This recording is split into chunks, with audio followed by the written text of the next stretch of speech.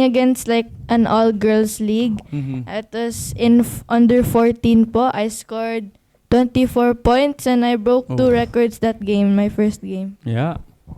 Yeah, ganyan coach ang Rising Stars natin.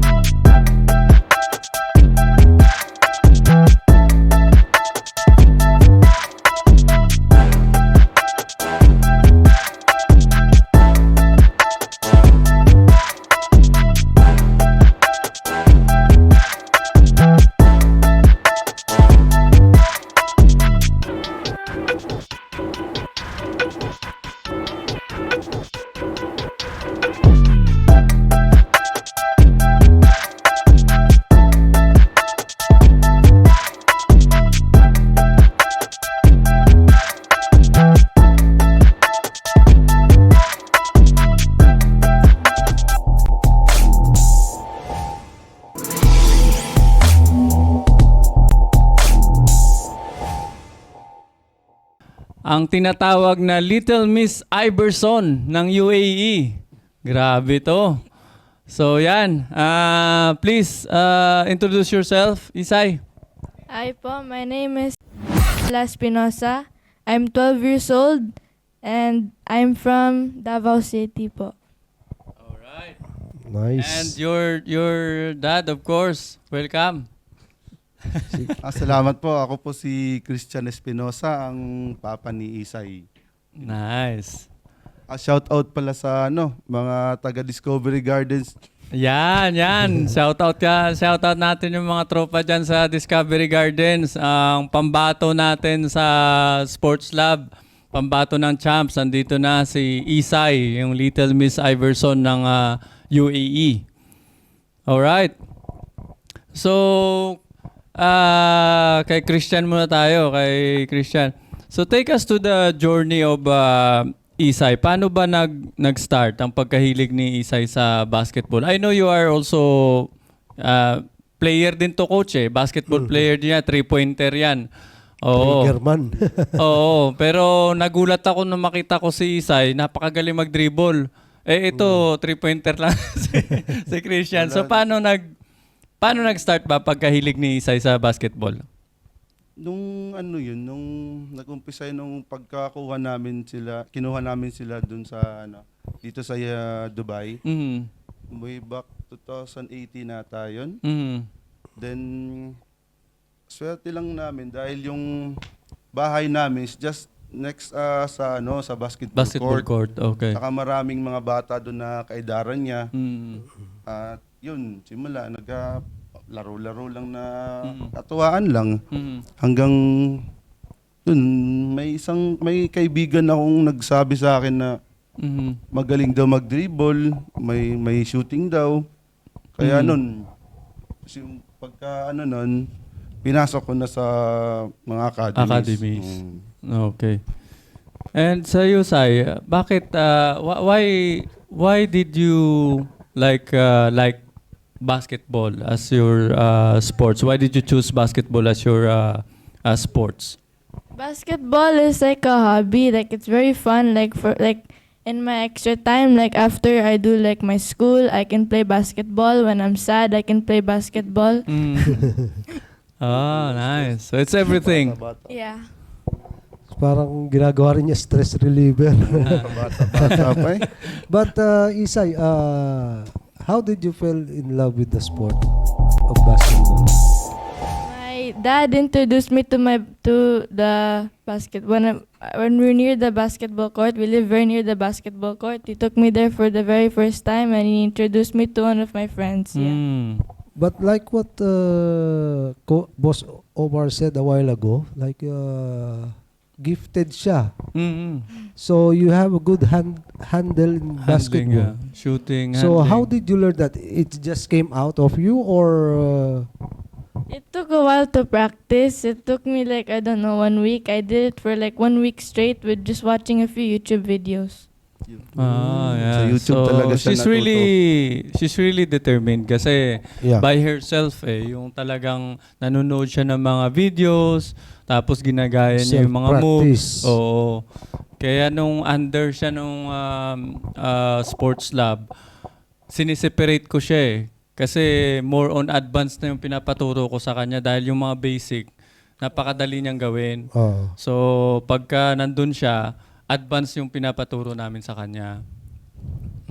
So, sa'yo, pre, kay Isay, kumbaga parang syempre nakitaan mo siya ng mahilig siya sa basketball. But obviously, nakita mo babae. May time ba na parang, hey, that's not your sports, you have to play another sports, or what did you do? Wala, di talaga pumasok sa isip ko na papahintuin ko ng laro. Kasi parang sa basketball kasi na sa mga babae, mas malaki ang chance niya Kasi ilan lang yung magiging kakompetensya niya Correct. sa basketball. Tapos parang yung strong group ba yun ngayon sa Pilipinas? Parang nag-aano na sila? Nagre-recruit. Oo, nagre-recruit na ng mga oo. babae. Correct. Yun. So magandang din. I think magandang point 'yan, no? Kasi at the same time, syempre makikita mo sa bata na passion niya talaga Tsaka masaya siya pag Oo. naglalaro. Oo. Parang- Mukhang ikaw pa nga pinipilit lagi pumunta sa Oo, grabe. Kahit ganitong panahon ngayon, babad yan mga 2 to 3 hours. 2 to 3 hours. Oo. So iba kasi pag iba yung i-influence mo yung anak mo sa yung bata na mismo Kaysa yung nag-ano. ikaw yung influensyahan niya. Yung bata na mismo yung talagang determined Hindi, tsaka coach ngayon, like, gaya ng sinabi ni Sir, no? Parang nag-excel ngayon yung women sa sa Oo. basketball. Oo. Especially sa ngayon, medyo matunog ang WNBA. Gawa ni Caitlin Clark, oo. si Sabrina. Are you watching those players from WNBA? I mostly watch college basketball po. Men's Nice. college The basketball. women's po. Women's. Women's. Okay. So, have you ever watched Caitlin Clark play? Yeah, I watched her play, yeah. And who is your biggest basketball idol? Men or women's category? Biggest basketball idol po is Jason Williams. Oh. Nice. Old school siya. Oo. Chocolate. Yeah. The white chocolate. White chocolate, oo. Ang passing, because of his passing, or what ability does Jason Williams that you like? Yeah, mostly his passing. His moves are very creative. His dribbling skills, his passing. Yeah, he can also shoot. He can dunk a little bit. Yeah. Yeah. Oo, ano talaga yun si Jason Williams, yung mga pang-highlights, yung mga, mga assist. So aside from what do you call this? Let's leave basketball. If there's no basketball, what sports will you be interested aside from basketball? I don't know. Mostly, I like to draw. Before you enter the Yeah. basketball, Okay. and now that you're playing basketball, how is your studies? I am homeschooled now po. Yeah. No, was it, what I mean, like, how do you balance? Because if you're homeschool, most of the time, the timings from the homeschool is different from like The the regular school. Then there will come a time like you have a training in the academy, so it does not affect you when you have some assignments or what? Yeah, I have to split the time po. I have to start my homeschool early so I have time to do basketball in the afternoon. Nice. It's important yung yung time management. Yeah, that's really important. So in all your games, and as we watch your highlights earlier, there's a lot of highlights that you have, especially when you're playing with champs in Ball Above All, right? Ball Above All, BBA. So what has been your most memorable game so far, and why do you think is that? It's the one po, my first ever game in SBA. I was 10 years old and it was my first time playing against like an all-girls league. Mhm. It was in under 14 po. I scored 24 points and I broke 2 Oh. records that game, my first game. Yeah. Yeah, ganyan coach ang Rising Stars natin. Nagbe-break ng records. And at ang mga kalaban niya doon, imagine, is yung mga ibang lahi, no? It's all like open. Ang unang sali niya, siya lang talaga yung Pinay sa Mm. buong liga. Liga. Boys. No, sa girls na division. Nice. So yan talagang nakaka-proud kasi, 'di ba? Tawag dito, kahit sa mga ganyang edad pa lang nag-excel na Oo. talaga yung mga rising stars natin. Sayang coach kung medyo maaga-aga mong nagawa tong podcast. Oo. Baka na-meet niya yung idol niya. Nung pumunta rito, ano? Oo, pumunta. Oo. I'll show you some. Do you recognize him? So, Wala, may laro sila nun eh. Oo. Yung ano na yun, weekend yun sir, ano? no, it's like Saturday. Oo, Saturday. Saturday kasi Saturday. yung liga nila sa Bola Babol eh. Sa BAA. Pero alam namin na ano. Darating Nandito. siya. Oh. Pero Sayang. nakapagpa-picture yata siya kay Trey Young. Yun. Kay Trey Young. Nung 2 years ago? 2 years ago. 2 years ago. Oo, nung pumisita naman dito si Trey Young. Meron ba, pre, na routine kayong ginagawa pagka may mga, alam mong may laro si Isay the next day, anong mga routine na ginagawa nyo? Usually, ang laro kasi nila sa Bola Babol is tuwing hapon. Mm. From 2 to 4, ganun. Mm. Morning pa lang, magpupunta na kami sa court na malapit sa amin. Tapos, pinag-shooting ko lang, ano lang yung Rhythm. kamay niya, oo, Mm. para pagdating ng laro, Mhm. parang ano na lang, madali na lang sa kanya. Mm. Ala Kobe style, ha?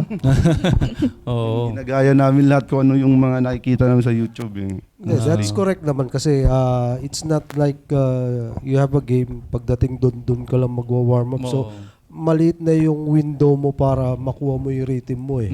Tama. So, the way na nakita ko sa kanya, Boss O, na-adapt na niya yung mga ginagawa ng mga pros. Yeah. Yung mga big names, ganun din kasi ginagawa in the morning. Actually, nung college naman kasi may ganun din kami. Mhm. Even though may game ng 5 o'clock, 8 o'clock may practice pa eh. Oo. Para at Hindi least naman siya para i-burn ka to get your rhythm going. rhythm lang. Oh. What's your wish, pre, for Isay since ito yung parang I think sa akin I really believe na magkakaroon siya ng career sa basketball dahil Big nga break. sa mga magkakaroon siya ng big break, magtuloy-tuloy lang tong yung career niya. So ano yung pinaka wish mo sa kay Isay or dream for her? Siguro, kasi nung una, lang namin ni Mrs. na sana makapag-varsity siya pagka-college niya. Pero, since dream mo lang din naman, edi Why not? sana siya, tungtong siya ng Gilas. Oh. And hopefully, ewan ko saan sana. Basta yun lang ang pinaka ko sa kanya, ma-represent niya yung Philippines sa Actually, international hindi games. naman malabo yan, sir, no, Boss O. Actually, yun nga, nung bago pa ako magpunta rito eh, may mga players naman na kaming napadala sa RP Youth hanggang sa ma-absorb ng college. Kasi pag may potentials naman yung mga contacts ko way back, andyan pa rin naman sila. So, sa mga schools, kasi gaya din dito, naghahanap din naman ako eh. Oh. So, tulad nun, I think last week may umuwing bata. So, sabi ko, sige, para hindi mahinto, kung saan siya umuwi, yung head coach dun sa school na pupuntahan niya, anong tawag dito, blessing in disguise, yung head coach dun, dati kong player sa mga commercial. So, nagkaroon ng connection pa rin. Ayan. So, sige, sabi ko, i-endorse natin. So, Ganun din mangyayari kay Isay. Kung magtuloy-tuloy, gaya na sinabi ni Boss, tuloy-tuloy lang niya, kung love niya, why not? Ilang Diba? taon ka na ba ngayon sa'yo ulit? I'm 12 po. I'm turning 13 in October. So normally yung mga sa Gilas sa FIBA ngayon under 17 yung 16, nanalo yeah. under 16 no. Mm. So mahaba-haba pang Mahaba pa. preparation o mahaba-haba pang chance mo. At malay mo minsan may mga 13, 15 years old silang kinukuha di ba? Basta ano na hinog na talaga pwede Oo. nang isabak. So I think yung dream na yan achievable. Para sa akin sa nakikita ko kay Isay kung gaano siya maglaro. So I think achievable yung dream na yan. Kay Isay naman, syempre hindi madali no, hindi madali yung sacrifices ng mga parents para i-support yung sports mo. Syempre, kahit na ayaw na gumising ni ni papa mo, kailangan gumising dahil may laro ka, 'di ba? So, what can you say or what would you like to say to your parents, to your dad for supporting you in your passion in playing basketball? I want to say thank you to my parents for watching every one of my games, and I want to thank my dad for driving me to practice 4 times a week, like Wow. after he works. Nice. And I thank my mom for being my #1 fan at every one of my games. Oh, Alright, nice. alright. Full Yan. support. Oo, Yan so din. dapat yan, pinapaano natin sa mga bata talaga na alam mo yun, their parents is their backbone Oh. So, sa lahat ng dreams nila, they have to thank their parents kasi yan yung talagang magsusupport sa kanila at makakamit nila yung dreams nila because of obviously yung path na ginawa ng parents nila. Nice. How about you, Isay? I-shoutout mo na yung mga ka-teams mo dyan or academy. Shoutout to Champs Academy po, and I give shoutout to Coach Ron, who's my coach right now in Champs Academy. Okay. Malay nyo, darating sa point na may bayad na yung pa-picture dito. Baka kaya kami kinuha na namin yun as early sa ngayon. Ano? Players in So, the making. Yes. So Isay, you mentioned Champs. Is that where you play right now? Yeah po. Yeah, right now. Coach Ron. And when is that normally? Every which date? Which time pala? Which day are your trainings there? It's 4 times a week. It's Monday, it's Wednesday, there's Thursday and Saturday po. It's at 4 p.m. Talagang whole week halos nandun siya sa academy. 2 hours or 1 hour each? 1 hour, but sometimes I have 2 practices there po. Okay. So iba pa yung Good. team practice and then you have your individual. I train with U12 girls and sometimes I train with U16 girls. Oh. Kaya sabi ko kayang-kaya na pwedeng-pwede na sa U16 to Elite. Oo, elite. Elite Kasi level. sa U12, pagka parang minamani niya na dun Kaya sa mga U16 na siya nakikisali. Kumbaga rated na siya doon. Rated na siya doon. But you, Isay, do you have Anyone? please plug your page. I know that you have a Instagram account, so please plug that. And do you have any YouTube or anywhere that we can watch you or any upcoming games? Yeah, po, you can watch me in, I have Instagram, I have Facebook, and I have TikTok. The username is Isabella DXB. And the next season for my basketball game is in September. The basketball league is Ball Above All po. Nice.